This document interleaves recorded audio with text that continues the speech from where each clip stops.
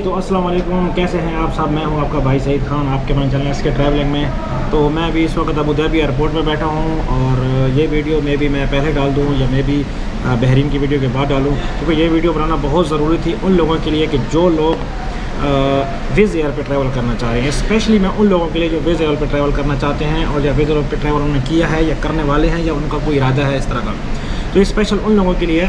तो जब मैंने विज़ एयर का मैंने टिकटें कहीं भी जाने से पहले मैं अपनी टिकटें ज़रूर चेक करता हूँ। मुख्तलिफ़ साइट्स हैं जैसे स्काई स्कैनर है, गूगल फ़्लाइट्स है, उसके अलावा वीगो है, आप बहुत सारी वेबसाइट है जब भी आप चेक कर सकते हैं। तो मैंने जब कोई एयरलाइन बुक करनी हो, कोई भी टिकट चेक करनी हो, तो मैं 5-6 वेबसाइट से चेक करता हूँ। चेक करने के बाद फिर मैं क्या करता हूँ, मैं देखता हूँ कि क्या एक ही जो है ना वेबसाइट बार बार आपको एक एयरलाइन का बता रही है। तो जी हाँ, तो मैंने बहुत सारी वेबसाइट पे चेक किया तो विज़ एयर का बार बार बड़े सस्ते पैकेज आ रहे थे। तो मैं सोच रहा था यार मैं अभी इस वक्त यूएई में हूँ, तो मैं कहीं ना कहीं का विज़िट बनाता हूँ। तो फिर मैंने देखा कि यार विज़ एयर के बहुत सस्ते हैं। मैं हैरान हो गया, इतने सस्ते टिकट कैसे हो सकते हैं। तो उन्होंने वहाँ पे विज़ एयर पे आप मेंबरशिप ले सकते हैं 164 दिरहम में। जी हाँ, 164 दिरहम में आपको मेंबरशिप मिलेगी, डिस्काउंट मेंबरशिप आप ले सकते हैं। उस मेंबर के थ्रू आपको हर फ्लाइट पे यकीन जाने आपको काफ़ी सारे पैसे बचने वाले हैं। मैंने अब दुबई की टिकट जो बुक कराई ये थी 440 दिरहम की, 440 दिरहम की। मैंने 160 पे किया तो ये जो टिकट थी ये मुझे पड़ गई 360 दिरहम की। मुझे 80 दिरहम का फ़ायदा हुआ।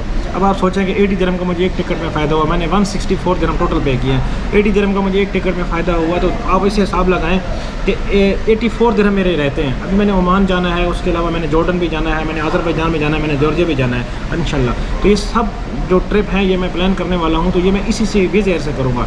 तो ये भी जो वीडियो बनाने का जो मकसद था वो ये था, मैं आप लोगों को ये बताना चाह रहा था कि जो लोग विज़ एयर से फ़्लाइट बुक करते हैं, बहुत सारी चीज़ें हैं, छोटी छोटी चीज़ें हैं जिनका आप ख्याल रखिए। अगर आप बजट ट्रैवलर हैं तो मेरा नहीं ख्याल कि आपको ज़्यादा सामान लेने के जाने की ज़रूरत है। आप किसी से मिलने या कोई पिकनिक बनाने नहीं जा रहे, आप जस्ट अपने आप को कम खर्चे में ट्रैवल करना चाहते हैं। जी हाँ, अगर आप ये चेक इन बैग और इन चीज़ों के मसले मसाइल में पड़ेंगे तो आपको टिकट महंगा पड़ने वाला है, बहुत महंगा पड़ने वाला है। तो यार क्या ज़रूरत है इतनी चीज़ें, 2-3 टी शर्ट हो जानी चाहिए, 2-3 पैंटें डालें और बस अपना बैग फिल करें, ज़रूरत का सामान डालें उसमें और निकल पड़ें। एक सेकंड यार, ये बहुत शोर कर रहे हैं यार। जी, तो मैं एयरपोर्ट में हूँ, तो अभी रात का टाइम है तो सफाई कर रहे हैं मेरी, क्योंकि सुबह 5 बजे की 6 बजे की फ़्लाइट है और मैं अभी तकरीबन 4 बजे रहे, तो मैं सुबह ये 4 बजे का टाइम है वीडियो बना रहा हूँ। तो जी, तो अगर आप भाई बजट ट्रैवल करना चाहते हैं तो ये छोड़िए चीज़ें, फजूल के बैग वगैरह लवाजमात वगैरह छोड़े, ठीक है। आप एक आम सा बैग लें, ठीक है, जिसको आप हैंड कैरी कर सकते हैं, ठीक है। अब बहुत से लोग क्या करते हैं, इतना बड़ा बैग लेके जी मैंने ये कैरी में लेके जाना है। अरे भाई खुदा का वास्ता, इस बैग को क्या करोगे आप, वहाँ जाके फिर आपने जलील होना है इसको उठा के। तो आप छोटा सा मुख्तसर से सामान रखो, ठीक है।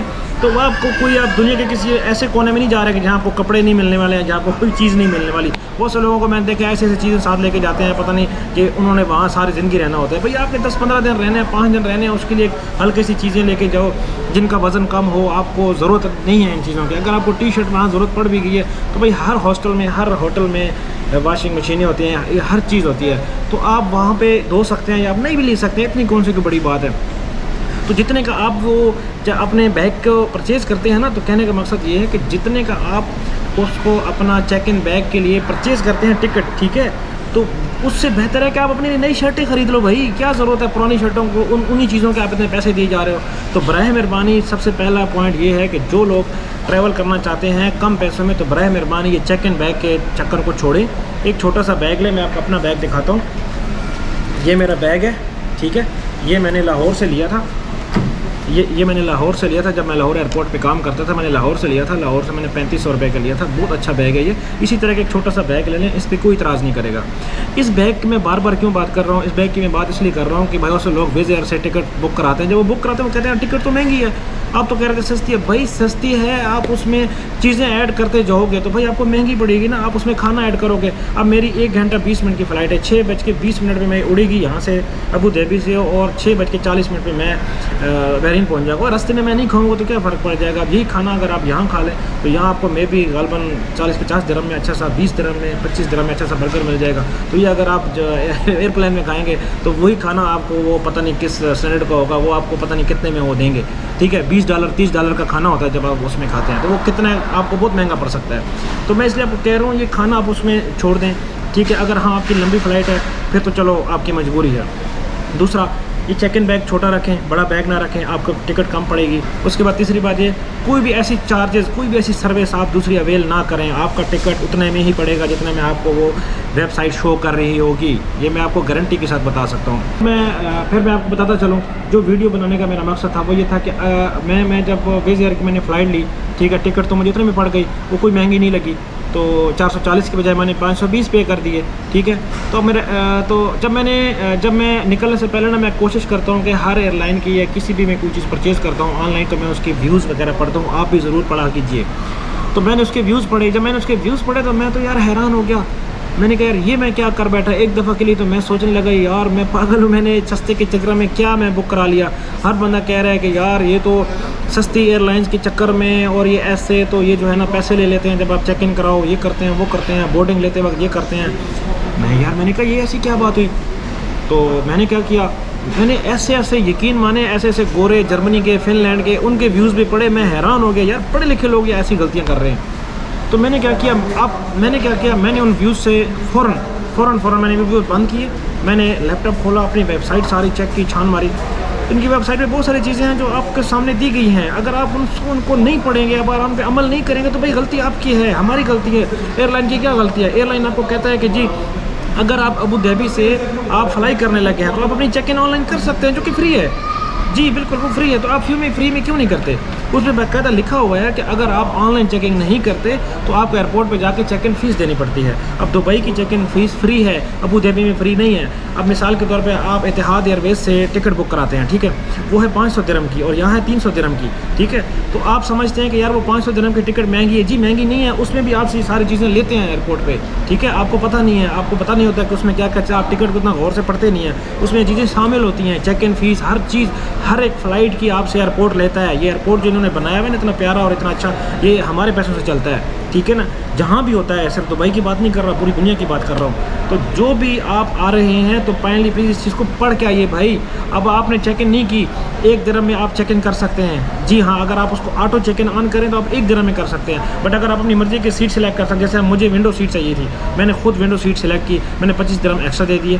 तो ठीक है, मैंने चेक इन करा लिया। जब मैंने उसमें पढ़ा तो चेक इन करा के आपने वो चेक इन का जो इसका बोर्ड है, बोर्डिंग पास है, बेसिकली बोर्डिंग पास नहीं होता, वो एक चेक इन कार्ड होता है, वो आपने प्रिंट करा के इनको दिखाना होता है। वो मोबाइल में भी अलाउ नहीं है, ये बाकायदा लिखा हुआ है।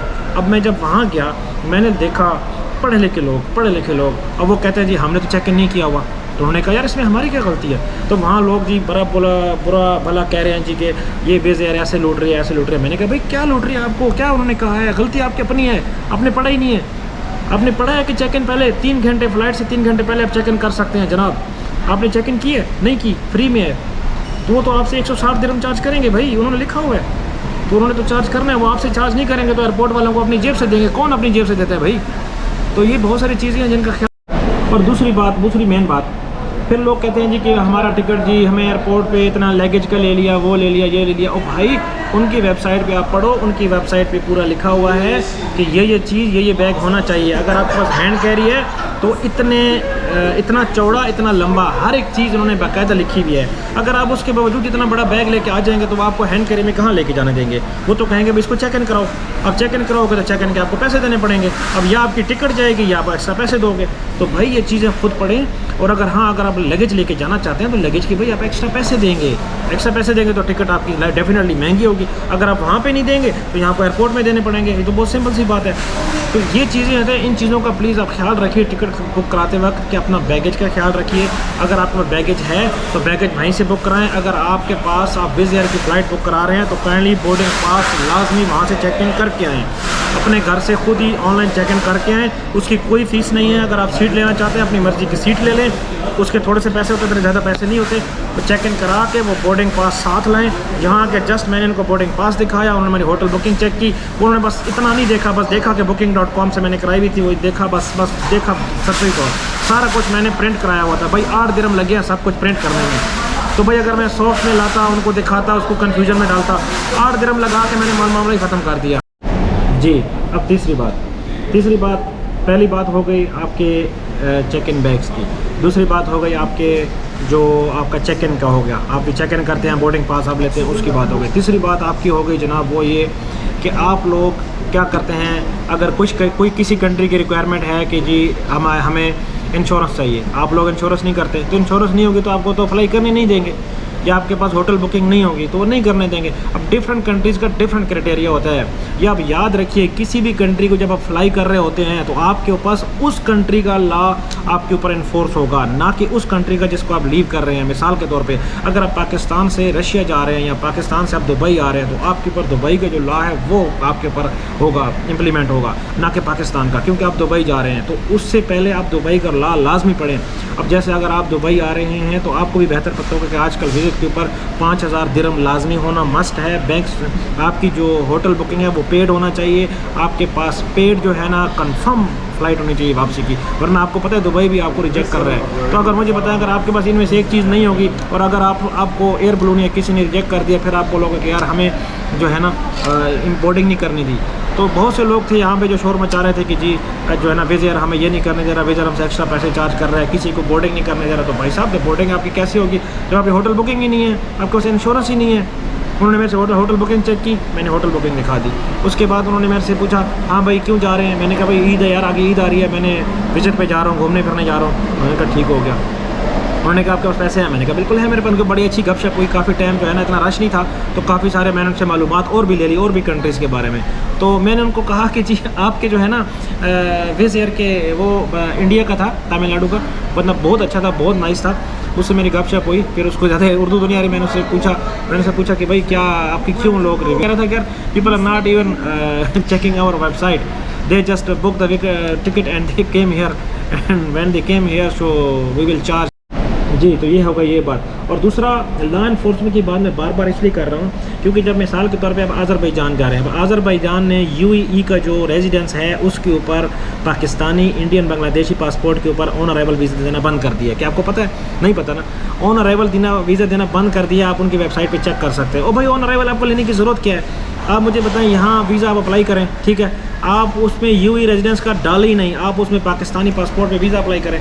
$23 का वीज़ा है, आप आज ऑनलाइन चेक करें, $23 का वीज़ा है। आप वहाँ उतरते हैं, वहाँ आपसे $30 ले लेंगे, तो भाई आपको $6 का लॉस है।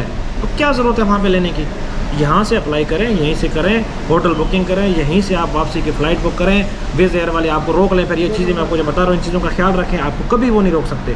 कोई भी अगर आपकी एयरलाइन की फ़्लाइट होगी, अगर आप में से कोई चीज़ इसमें से मिस होगी तो उसमें से एयरलाइन का कसूर नहीं है, क्योंकि अगर ऐसा बंदा जो बोर्ड कर गया जिसके पास ऐसी कोई चीज़ नहीं थी कि वहाँ पे इमिग्रेशन वालों ने उसको पकड़ लिया कि भाई ये बंदा आज़रबाईजान क्यों आ गया है, बाकू में क्यों आ गया, तो जिस एयरलाइन ने उसको भेजा होगा उस एयरलाइन को फ़ाइन होता है। जी हाँ, मिनिमम $10,000 का फ़ाइन है, $10,000 का एक बंदे के ऊपर। अगर आपने गलत बंदे को बोर्ड कर दिया तो मुझे बताओ भाई कौन अपने आप को जो है ना सेफ साइड पे नहीं रखना चाहेगा। तो इसलिए बहुत सारी चीज़ों का ख्याल रखें जब भी आप कोई सीट बुक कराएं। मैं नहीं चाहता कि आप लोगों का टाइम वेस्ट हो, आप लोगों के पैसे वेस्ट हो। बहुत सारी चीज़ें हैं जो अल्हम्दुलिल्लाह अभी तक मेरे साथ ऐसा कोई प्रॉब्लम नहीं हुई।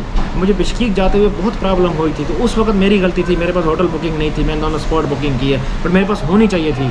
मेरे पास वापसी की टिकट नहीं थी, मैंने उस वक्त बुक कराई है, मेरे पास होनी चाहिए थी, बड़ी मुश्किल से मैंने फ्लाई किया था। तो ये बहुत सारी चीज़ें हैं जो हमारे साथ हुआ है, मैं नहीं चाहता कि वो आपके साथ हो, या जो अब मेरे साथ नहीं हुआ, लेकिन काफ़ी सारे ऐसे लोग थे जो इंडिया से थे, पाकिस्तान से थे और मुख्तलिफ नेशनलिटी से थे, जो यहाँ पे जब चेक इन करवा रहे थे तो उनके साथ ये प्रॉब्लम हुई है। तो प्लीज़ ये चीज़ों का ख्याल रखें, बहुत ज़्यादा ख्याल रखें, अपने पैसे बचाएं, अपना वक्त बचाएं और पहले से प्लान करके आएँ। ये दौर वो चले गए कि आप कहते थे कि जी ऑन द डेस्क आपका काम होगा। आजकल लोग ऑनलाइन, आप यकीन करें, जिस बस में मैं आ रहा था अबू धाबी से, तो एक मुझे लेडी मिली जो जा रही, मेरे ख्याल से मोंटेनेग्रो जा रही थी, ठीक है। बोर्डिंग पास भी उन्होंने ऑनलाइन मंगवा लिया था जनाब, वो रशियन थी, तो उनको बोर्डिंग पास भी ऑनलाइन मिल जाता है। हमारी नेशनलिटी भी बोर्डिंग पास हमें नहीं मिलता, लेकिन उनके पास बोर्डिंग पास बस में उसके पास था। मैंने कहा मैम आपने तो बोर्डिंग पास ले लिया। वो कह रहे थे भाई हमें ऑनलाइन मिल जाता है, आपको नहीं मिलता। मैंने कहा हम भी विज़ एयर में जा रहे हैं लेकिन हमें तो नहीं मिला। उन्होंने कहा भाई मैंने तो ऑनलाइन बुक कराया, लेकिन ये विज़ एयर का नहीं है, इत्तेहाद का है। लेकिन वो कह रही थी कि मैंने विज़ एयर का भी ले लिया, मुझे पहले मिल गया था जब मैं जर्मनी जा रही थी। जर्मनी में भी कौन सा शहर है जर्मनी का, वहाँ पे जा रही थी, मिलन एक कौन सा, वहाँ जा रही थी। तो मैंने कहा ये क्या बात हुई कि आप लोगों को ये दे देते हैं। तो ये नेशनलिटीज़ का फ़र्क है, आपके पासपोर्ट का फ़र्क है, लेकिन चलें कोई बात नहीं, वो भी अल्लाह करेगा इम्प्रूव हो जाएगा। तो आज के लिए इतना ही। अगर कोई भी आपको क्वेश्चन हो वीज़ा से लेके या आप विज़ एयर को लेके, तो प्लीज़ कमेंट कीजिए नीचे, मैं ज़रूर आपको जो है ना इसका आंसर करूँगा। अगर आप जा रहे हैं इस किसी भी ऐसे जो है ना, अगर आप परेशानी से दो चार हैं तो कोई परेशानी की बात नहीं है, ठीक है। और दूसरी सबसे बड़ी बात, जब आप चेक इन कर रहे होते हैं, जब आप चेक इन कर रहे होते हैं विज़ एयर पे, आपने टिकट बुक कराया हुआ है, आप चेक इन करा रहे हैं, तो मैं आपको एक और चीज़ बताऊँ, जो भी आप डेट डालेंगे वो आप सही डालिएगा, ठीक है। जो आप डेट डालते हैं वो सही डालिएगा। मिसाल में आपकी डेट ऑफ बर्थ, आपके पासपोर्ट की जो आपका पासपोर्ट बना है, इशू हुआ है, और जो आपका एक्सपायरी डेट है। बट जैसे ही आपको वो आप उसको आगे करते हैं, आप उसकी पेमेंट करते हैं, जब आगे सेक्शन में जाते हैं और आपको वो आपके डॉक्यूमेंट्स दिखाता है, तो उसमें क्या होता है, उसमें आपको ये कहते हैं कि जी भाई आपको जो है ना वो एक दिन पीछे हो जाता है। मिसाल के तौर पे मेरा जो पासपोर्ट है वो अगर मिसाल के तौर पे 1 जनवरी को एक्सपायर हो रहा है, ठीक है, 1 जनवरी को एक्सपायर हो रहा है, तो अगर मैं 1 जनवरी लिखूँगा ना, तो आगे पता क्या हो जाएगा, वहाँ जाके उसमें 31 दिसंबर आ जाएगा। तो उससे परेशान नहीं होना है। एक्चुअली जो सिस्टम होता है वो ये काउंट करता है। अगर हम लोग तो ये सोचते हैं ना कि जी मेरा पासपोर्ट 1 जनवरी को एक्सपायर हो रहा है, बट सिस्टम के मुताबिक वो 31 दिसंबर को ही ख़त्म हो गया, यानी कि 1 जनवरी को वो चल ही नहीं सकता। तो इसलिए इन चीज़ों को पढ़ने के परेशान नहीं होना है। तो वो आप वहाँ अपने डाटा वहाँ डालना है, उसके बाद फिर आपको जो है ना एक डेट आपको पीछे शो होगा, तो उससे कोई इतनी बड़ी बात नहीं है, वो परेशानी वाली बात नहीं है। ये बात बहुत ज़रूरी थी, मैंने कहा मैं आपको लाजमी बता दूँ। और दूसरा ये कि आज की वीडियो में इतना ही, तो प्लीज़ मेरे चैनल को सब्सक्राइब कीजिए। अभी मैं 5वां कंट्री है मेरा, क्योंकि आप लोगों के सपोर्ट से ही मैं सब कुछ कर पा रहा हूँ, तो बहुत ज़्यादा ज़रूरत है मुझे आपके सपोर्ट की। Thank you very much. अगर कोई सवाल है, कोई क्वेरी है, तो प्लीज़ कमेंट में ज़रूर मुझे बताइएगा। आप मुझे इंस्टाग्राम पे फॉलो कर सकते हैं SK ट्रैवलिंग पे, ठीक है, वहाँ मुझे मैसेज करें, मैं आपको हर मैसेज का इंशाल्लाह जवाब दूँगा। तब तक के लिए अपना ख्याल रखिए। Keep travelling and keep watching my videos. अल्लाह हाफ़िज़।